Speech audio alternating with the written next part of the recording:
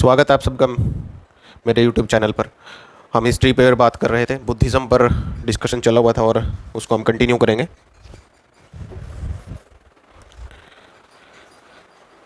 तो हमने बुद्धिज़्म के स्प्रेड के क्या रीजंस थे, उसके डॉक्ट्रिन्स क्या था, और बुद्धिज़्म की बुद्धा की सिद्धार्थ की फैमिली बैकग्राउंड और कैसे वो सिद्धार्थ बुद्ध बने, इस बारे में हम डिस्कस कर चुके हैं। आज हम बात करेंगे कोजेज़ पर, डिक्लाइन।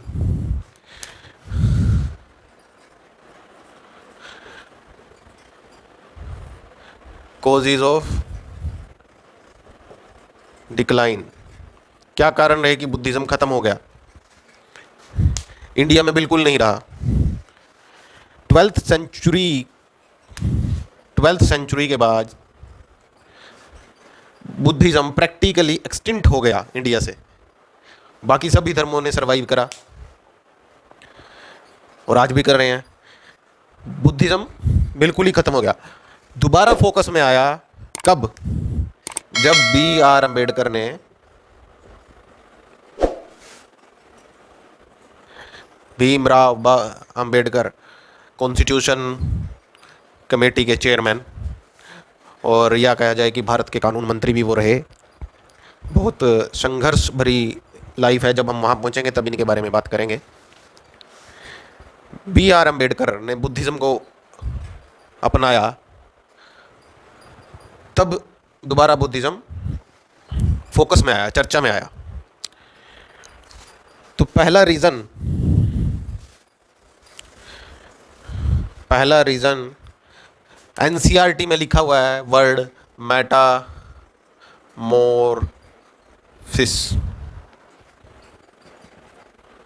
पहला reason metamorphosis. Sedimentary rocks, igneous rock, metamorphic rocks. Metamorphic मतलब मेटामॉर्फिक रॉक क्या करती है? ट्रांसफॉर्म होती है, चेंज होती है। तो मेटामॉर्फिक वर्ड यूज़ करा गया NCERT में। मैं बार बार ये बात कहता हूँ कि NCERT की हर एक लाइन, मतलब वो एक खुद में ग्रंथ है, हिस्ट्री का ग्रंथ है। सब सारी चीज़ों को किस तरीके से समराइज करा गया है उस बुक में। मतलब ट्रांसफॉर्म।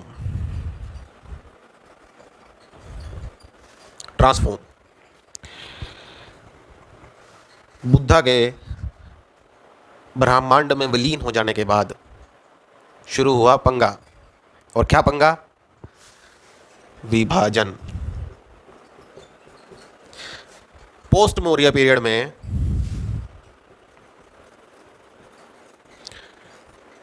दो टुकड़ों में बट गया। पहला हीनयान, दूसरा महायान। अब हीनयान में गुरु की बात हुई और महायानी बोलते हैं बोधिसुता का फॉलो करते हैं। हीनयानी निर्वाणा मतलब रीबर्थ से छुटकारा, साइकिल ऑफ रीबर्थ से दूर हो जाना। साइकिल ऑफ रीबर्थ के बारे में नागार्जुन ने मिलेंडर को बिल्कुल एक्सप्लेन करा। तो उन चीज़ों से छुटकारा, पिछले लेक्चर में हम इसके बारे में बात कर चुके हैं। और यहाँ हेवन, स्वर्ग। लैंग्वेज हीनयानी की पाली कंटिन्यू करी, अडॉप्ट करी गई संस्कृत। अब Brahmanism.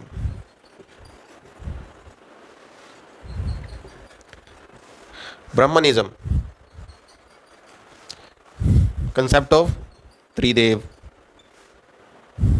And second swarg, third Sanskrit. You can look out the similarity between three. Another one, Guru also. भाई गुरु ही तो ज्ञान देगा, गुरु शिष्य परंपरा। So you can see the similarities here. अगला रीजन, सेकंड ब्रह्मनिज्म ब्रह्मनिकल रिफॉर्म,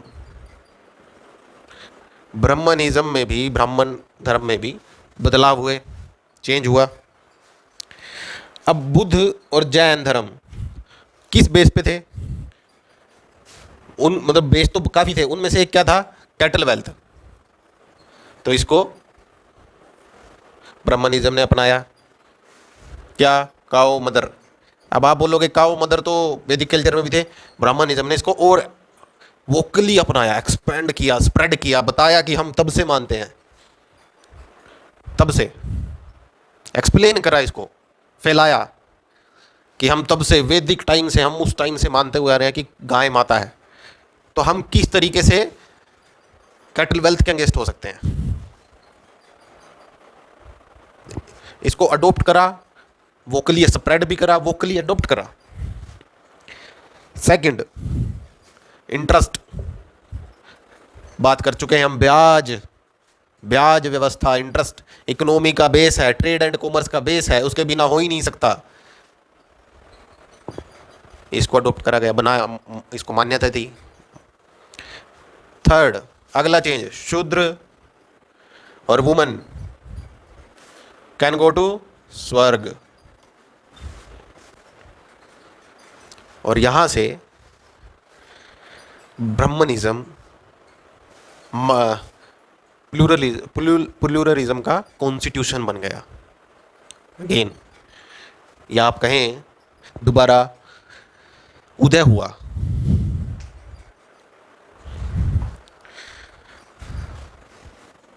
थर्ड कोज, तीसरा है,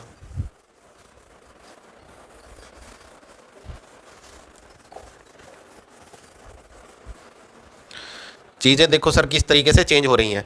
कनेक्ट करते चलना सर, बिना कनेक्ट करे अगर चीजों को पढ़ोगे तो बाउंसर नहीं, आउट स्विंग होगी, दूर से ही चली जाएगी। थर्ड, वज्रयाना, हीनायाना, महायाना, वज्रयाना। अब जब वज्रयाना का कंसेप्ट आया तो ये बहुत बड़ा डिजास्टर साबित हुआ बुद्धिज्म के लिए। इसने बहुत बड़ा डेंट डाला। किस पे बात करता है? तांत्रिक कल्ट, कर्मा। तिब्बत में ये फैला, तिब्बत में।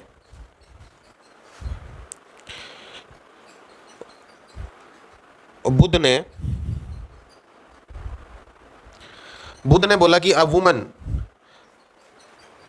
को संघ से दूर रखना चाहिए। आनंदा ने उसको फिर मनाया काफ़ी दूर, लेकिन बुद्ध ने उस टाइम पे बोला कि संघ से दूर रहना चाहिए, वुमेन्स को संघ में का पार्ट नहीं होना चाहिए। अगर ये नहीं होगी तो बुद्धिज़्म 1000 साल तक सर्वाइव करेगा, अगर आ गई तो 500 साल तक। लेकिन it doesn't mean it is something against women. Women के अगेंस्ट नहीं थी ये बात। वुमन को जो बंदा दीक्षा दे रहा है वो वुमन को गलत कैसे, डिफेम कैसे कर सकता है? इसके पीछे रीजन था कि जो मैन कम्युनिटी है, जो आदमी है, वो वुमन को यूज करेंगे। किस लिए? जैसे पीछे पॉलिटिकल पावर बढ़ाने के लिए यूज हुआ। तो अगर उनको यूज करेंगे, जो स्टेटस वुमन का आज की डेट में है, मीन्स बुद्ध के उस टाइम पीरियड पे था, वो डाउन हो जाएगा, गिर जाएगा। बुद्ध जहाँ दीक्षा दे रहे हैं, इकोनॉमिकल स्टेटस की बात करते हैं वुमन की, वही बुद्ध बोल रहे हैं कि संघ में मत आए, क्योंकि बुद्धिज्म सर्वाइव नहीं कर पाएगा 1000 साल तक।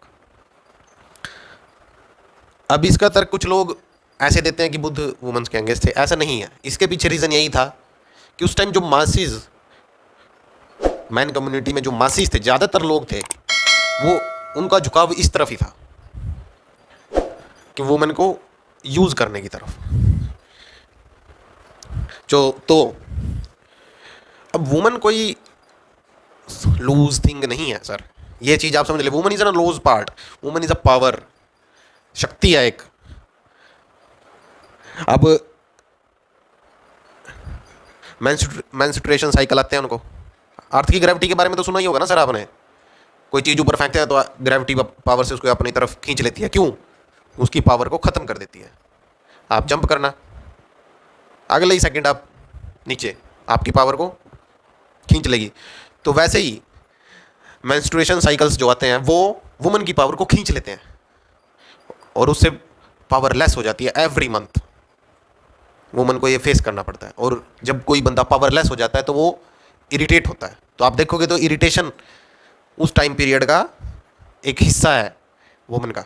और इसीलिए नाम दिया गया क्या? आदि शक्ति। हर महीने, हर मंथ ये इस चीज़ को फेस करना पड़ता है उनको, पावरलेस होना पड़ता है और फिर दोबारा उठते हैं। तो वैसे ही अगर वज्रयाना ने क्या दिया? 5 मंत्रा या मकरा, 5 मकरा। क्या? पहला मध्य, दूसरा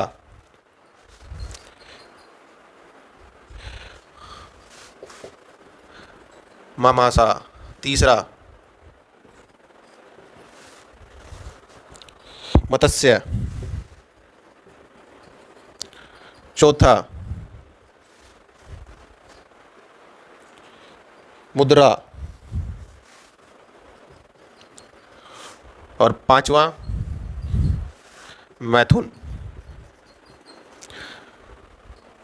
अब किसी भी उसका अगर आप सही मतलब नहीं समझोगे ना सर,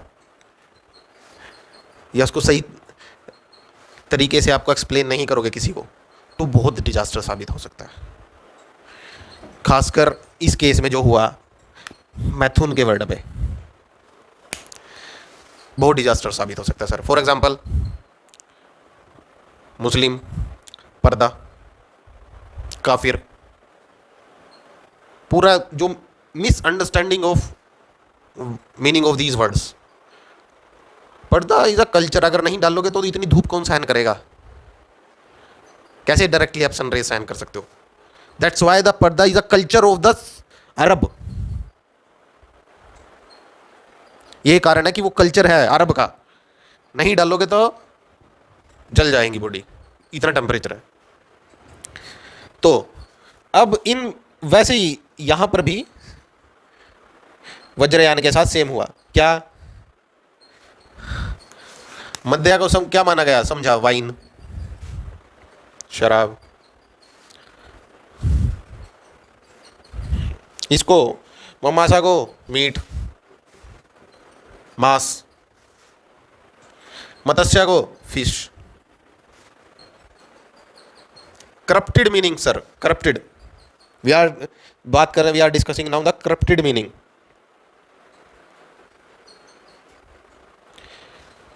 मुद्रा, अब मुद्रा तो मुद्रा थी तो क्या बना इसका? Pound grain.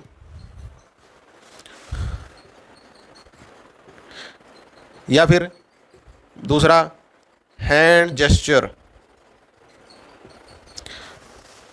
Third, sorry last, fifth one,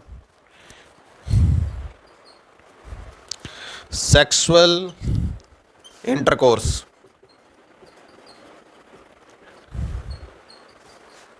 पूरा का पूरा मीनिंग ही चेंज हो गया सर। रीज़न क्या रहा वो भी बाद में पता चलेगा आपको, कि वैसे मैं बता चुका हूं कि या तो एक्सप्लेन अच्छे से नहीं हुआ या फिर करप्ट कर दिया गया। The real meaning of these words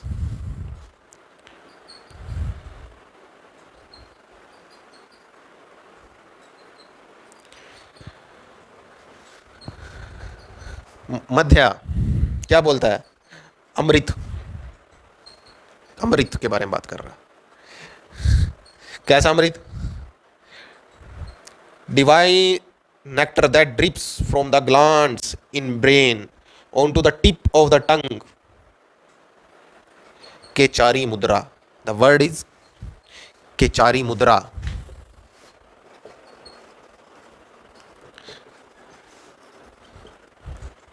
मतलब साफ और सच्चा और शुद्ध बोलने की बात कर रहा है sir. Next, second one, control on speech. तोल कर बोलो, बोलने से पहले सोचो। कंट्रोल ऑन स्पीच, किसी को आप चोट ना पहुंचा दो, किसी को आप चोट ना पहुंचा दें, कोई बुरा ना, किसी को ऐसा ना बुरा ना, गाली ना देना। वत गांधी के 3 बंदर, बुरा मत बोलो, बुरा मत सुनो, बुरा मत देखो। गांधी के 3 बंदर, बुरा मत बोलो, बुरा मत सुनो। कोई बोल रहा है तो सुनो ही मत। बुद्ध ने बोला ना कि गाली मत दे रहा है तो देने दो, क्या दिक्कत है। अगर आप उस पर रिएक्ट करोगे तो मतलब आपने अडॉप्ट कर ली उसकी गाली को, मान लिया, स्वीकार कर ली। तो बुरा मत सुनो, कुत्ते भौंकते आती अपनी मस्त चाल में चलता है। बुरा मत बोलो, बुरा मत सुनो और बुरा मत देखो। अगर आप कोई चीज़ देख रहे हो बुरी होती हुई, उंगली मल, डाकू उंगलियां काट के हार बनाता था। तो बुरी अगर कोई चीज़ आप देख रहे हो होती हुई तो उसके दूर करो, तरीके ढूंढो। अहिंसावादी, the big example of ahimsa is Buddha and the situation is Angulimal, daku, the biggest example. Next, matsya pranayam. Pranayam, 8 structure of posture look like fish. क्या meaning sir? Real meaning, corrupt meanings. मुद्रा,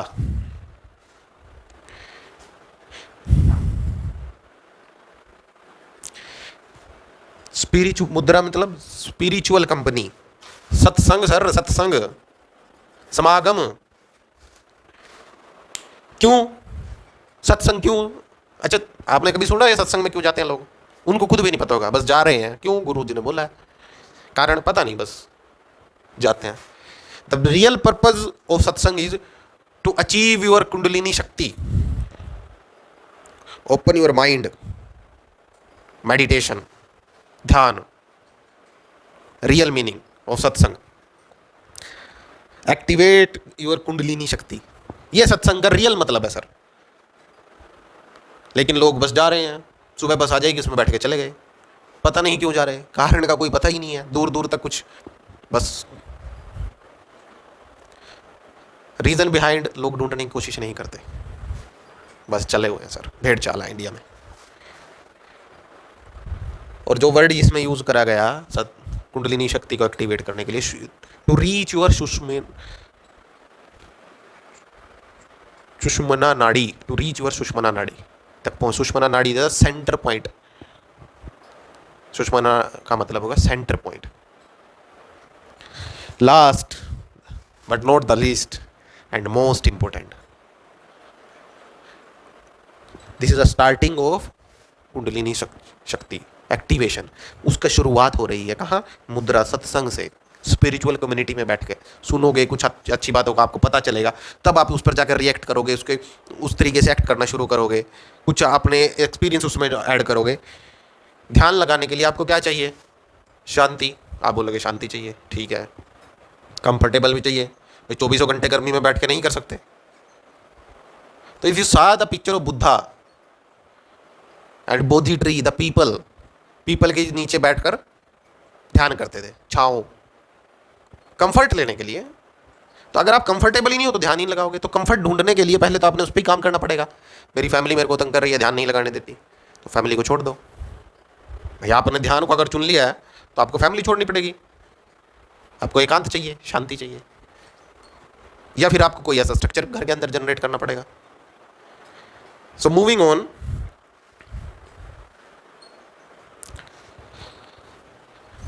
the word here is सुषुम्ना नाड़ी। और मैथुन पर जब आ जाते हैं तो कुंडलिनी शक्ति को बढ़ाने की बात करना। मैथुन का मतलब है, रियल मीनिंग मैथुन का, रेज जिंग कुंडलिनी शक्ति या power.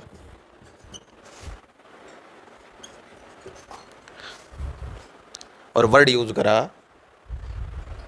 शाशरा chakra. The word use हुआ शाशरा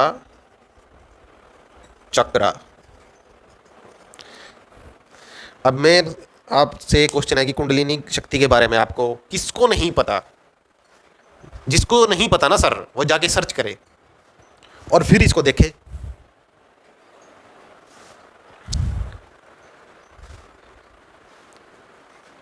तो कंसेप्ट ऑफ आदि शक्ति किसने दिया सर? अभी बात करी हमने आदि शक्ति, आदि शक्ति। और ये फिर आगे जाके कहाँ तक पहुंचेगा, गुप्ता पीरियड में हम पहुंचेंगे, तब देखना सर किस तरीके से आदि शक्ति सती, शिव और सती, सती से के फिर वही 51 टुकड़े हुए और फिर वो अलग अलग रूप, आदि शक्ति किसने दिया सर? इंडिया में वुमन का इतना को लेकर वर्ल्ड लेवल पे इतना क्रिटिसाइज भी होता है, तो उन लोगों को ये पता होना चाहिए क्रिटिसिज्म से पहले कि जो आप आज की डेट में बात करते हो वो आदि शक्ति इंडिया ने ही दिया है। आप जैसे लोग यहाँ आके करप्ट कर गए हमें, या छोड़ गए यहाँ पे करप्ट लोग, या आपने जनरेट कर दिया। भाई बच्चा छोटा है, उसको वो वैसे ही सीखेगा जैसे उसको सिखाया जाएगा। तो जैसे जैसे जनरेशन आपके आगे यहाँ पर आपने इतने साल राज किया, जो आपने किया वो हो रहा है, बीज बो के गए आप। हिंदू मुसलमान का क्लैशेज आपने 1857 के बाद शुरू कर दिया। फूट डालो, राज करो। लेकिन ये इंडिया ही है जो उसको अभी तक काउंटर करता रहा है। आप लोग होते वेस्ट का कोई भी कंट्री होता, ब्लैक एंड वाइट का हुआ है अमेरिका में, क्या तबाही में चीज़ देख लेना। और इंडिपेंडेंस के बाद इंडिया ने इतना हिंदू मुसलमान के बीच में जो दरार थी कितनी उसको भर दिया है, वो भी देखना चाहिए। स्टडी होनी चाहिए सर इस पे, दोनों पे कंपैरिजन करके। वो ठीक है कि बाद में ओबामा और प्रेसिडेंट बने, जो कि एक बहुत अच्छी बात है और सीखने लायक बात है, इसमें कोई बुरी बात नहीं है, सीखना चाहिए सबको। अगर यहाँ के लोग सीख लें तो ये चीज़ भी इंडिया में ख़त्म हो जाए। तो सर ब्राह्मण में जन्म लेने वाला ब्राह्मण हो, ऐसा नहीं सर, वो ब्राह्मण नहीं है सर। मुसलमान में जन्म लेने वाला मुसलमान नहीं है सर। क्यों? मुसलमान को मुसलमान बनने के लिए, उस बच्चे को मुसलमान बनने के लिए ईमान लेके आना पड़ेगा। ईमान किसका? जो सही तरीके की बात करेगा, उस पर चलेगा। उसके लिए क्या? Work hard, he needs to work hard, तब जाके वो मुसलमान बनेगा। सेम इन ब्राह्मण, वो सारी शिक्षा दीक्षा शास्त्रों का ज्ञान ये सब कुछ और उसको ऊपर अमल चलना, अडोप्ट करना, तब जाके वो ब्राह्मण बनेगा।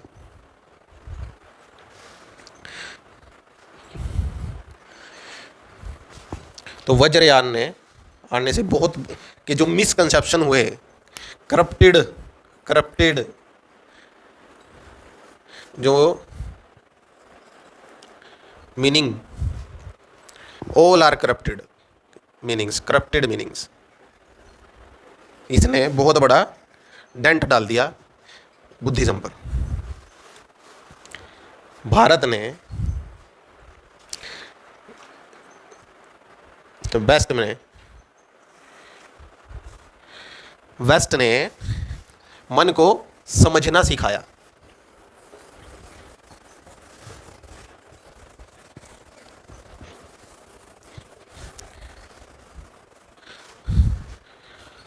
वेस्ट ने मन को समझना सिखाया और भारत ने जीतना।